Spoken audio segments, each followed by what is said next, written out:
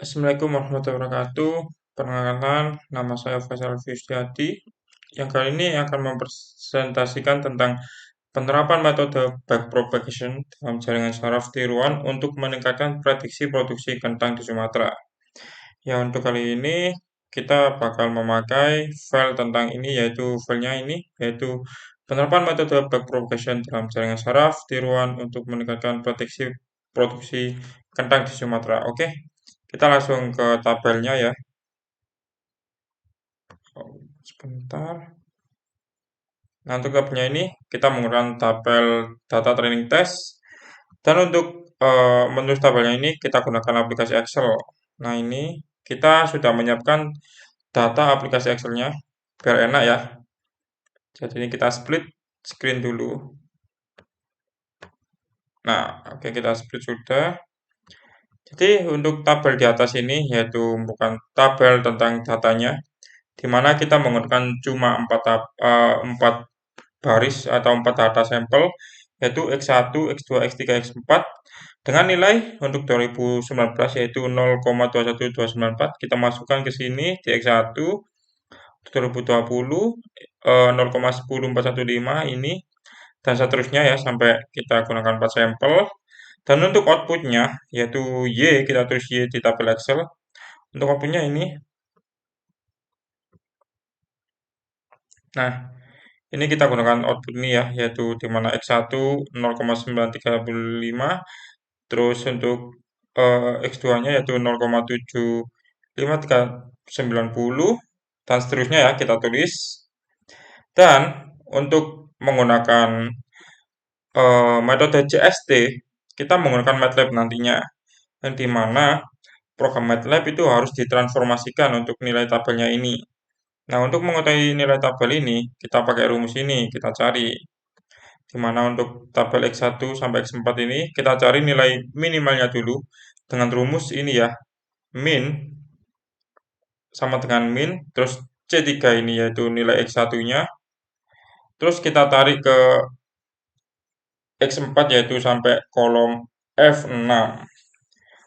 Jadi langsung kita enter. Oke ya, enter. Dan hasilnya yaitu 0,10415, itu nilai terendahnya. Dan untuk hasil maksimalnya sama, kita pakai rumus sama dengan max. Terus ini ya, C3 sama sampai F96. Kita enter juga. Dan ketemu hasilnya 0,9. Dan untuk mencari selisih, itu gampang banget. Di mana selisih itu hasil minimal dikurangi hasil maksimal. Jadi untuk hasil selisihnya yaitu minus 0,79585. Dan untuk variabel sampel kita udah menemukan yaitu nilai minimal, maksimal, dan selisihnya. Dan kita move ke outputnya yaitu Y. Kita harus mengetahui nilai minimum, maksimum, dan selisihnya juga. Itu rumusnya sama ya kayak tadi. Kita gunakan rumus sama dengan min. Untuk kliknya, untuk variabel pertama kita gunakan ini yaitu di tabel C baris 10 dengan nilai 0,935. Terus kita tarik ke sini 0 sampai ke F sampai 10 juga 0,853. Nah, kita langsung enter. Nah, ketemu 0,1555 untuk hasil minimalnya.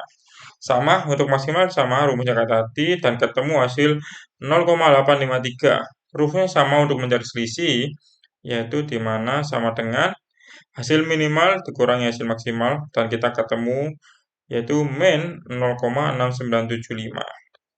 Nah, setelah itu kita udah ketemu hasil minimal, maksimal, dan selisih untuk nilai sampel X1 sampai X4 dan kita udah menemukan nilai Y-nya juga. Jadi untuk memasukkan untuk MATLAB kita harus mentransformasikan dulu.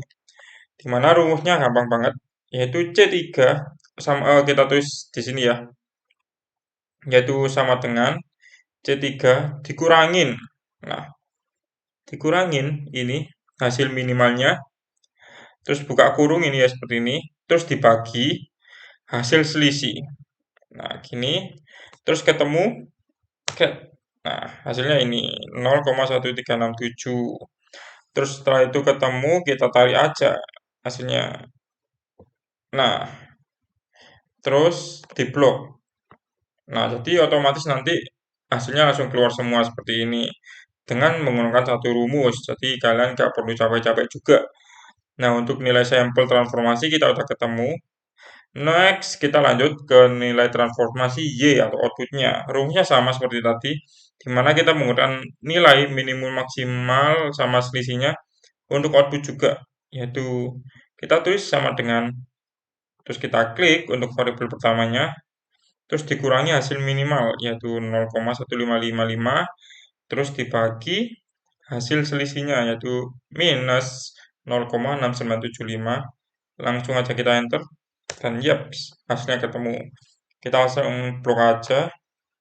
Nah, hasilnya langsung ketemu otomatis. Jadi untuk data transformasi kita udah ketemu. Langsung aja kita masuk ke MATLAB untuk mengcopy semua data ini. Oke, kita masuk ke MATLAB. Nah, untuk masuk MATLAB kita langsung ketik aja workspace. Nah, setelah workspace langsung enter. Nah, nanti di sini tampil workspace seperti ini. Nah, kalian langsung aja membuat tabel folder anyar atau folder baru. Nah, ini saya udah buat yaitu input output. Jadi kalian harus membuat dua folder juga yang dimana nanti langsung dinamakan input, langsung output ya, dimana nanti inputnya seperti tadi variabelnya, terus outputnya juga hasilnya dari transformasi tadi kita masukkan di sini. Oke, biar enak juga kita split juga ya. Bentar. Nah, kita split screen. Nah, ini dimana nilai input ini kita ambil dari nilai transformasi sampel ini. Kita copy. Nah, setelah kita copy, kita pindah ke tabel Excel-nya di MATLAB. Langsung kita copy, paste, nah, keluar. Jadi angkanya ini ya. Udah keluar juga, begitu juga di output. Nah, output sama. Yang kita copy adalah Y, yaitu 4 variabel tadi. Ini sama, kita copy juga semuanya. Copy, langsung kita paste di sini. Nah, udah kita paste. Jadi untuk nilai data input sama outputnya kita udah masukkan. Langsung aja kita ketik di sini ya, yaitu NNN tool. Kita ketik aja NNN tool. Langsung enter. Nah, setelah enter nanti tampil. Nah, tampil NNN tool seperti ini. Ya, setelah itu langsung aja kita import. Nah, setelah import nanti ada pilihan variabel. Kita klik aja input. Nah, untuk input terus destinasinya kita klik input data. Jadi untuk variabel input itu masuk ke input data, langsung import, klik oke, sudah. Terus kita lanjut ke variabel output. Nah, variabel output kita pilih untuk target data. Jadi langsung aja import. Nah, oke sudah. Nah, langsung masuk kan input data ini masuk ke input dan target datanya masuk ke output. Kita langsung bikin new. Nah, setelah new diklik, nanti tampilannya seperti ini. Nah, tampilannya bakal seperti ini. Kita rename. Kita kasih nama terserah. Untuk di kali ini kita kasih nama Konoha. Nah, oke. Setelah itu kita pakai network type. Nah, network type ini banyak banget variabelnya, banyak banget macamnya di isinya ya. Berhubung kita memilih backpropagation, pilih aja feed forward backprop. Untuk input datanya, langsung aja pilih input. Dan target data, kita pilih output. Nah, oke. Untuk training function, kita klik train GD. Setelah train GD, adapsi learning function, kita learn GD. Number of layernya terserah. Tapi kalau saya pakai 3, yaitu 3 layer. Di mana layer 1 kita pakai transfer function-nya logseek. Dan layer 2 kita pakai logseek juga. Untuk layer 3 kita pakai burn in. Nah, setelah datanya udah kita masukkan semua, kita klik view. Nah, untuk view ini biar menampilkan custom neutral network-nya. Di mana ini ya, tabelnya udah masuk ke output. Oke, next. Setelah itu kita klik create. Oke, sudah. Setelah klik sudah, nah bakalan tampil di network dengan nama Konoha yaitu file yang kita buat tadi. Setelah itu kita klik 2 kali masuk ke network ya. Oke, tampilnya bakal seperti ini. Di mana ini hasil dari simulasi tadi, kita klik di format train. Nah, ini train. Untuk trainnya ini ada beberapa option juga yaitu show window, show command line, show, terus epoch, time, goal, min, grade, sama max file. Di mana untuk parameternya saya gunakan ini ya. Untuk max filenya saya gunakan 1000 dan ini 0,1. Oke, let's go. Kita next ke training parameternya. Oh, udah ya. Oke, training parameter sudah, kita langsung aja train network. Kita klik train network. Oke, white. Nah, keluar hasilnya kayak gini. Kita klik train network ya, white. Sebentar. Nah, hasilnya bakal seperti ini.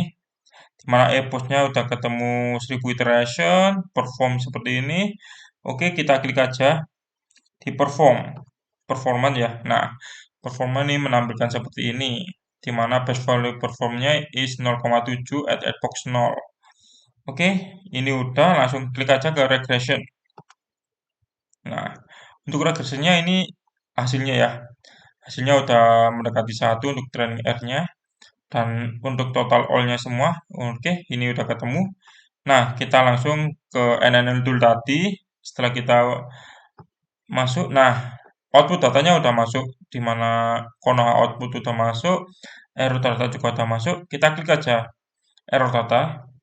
Nah, untuk nilai error data kita udah masuk, yaitu value-nya ini. Dengan hasil ini, kita klik output datanya juga.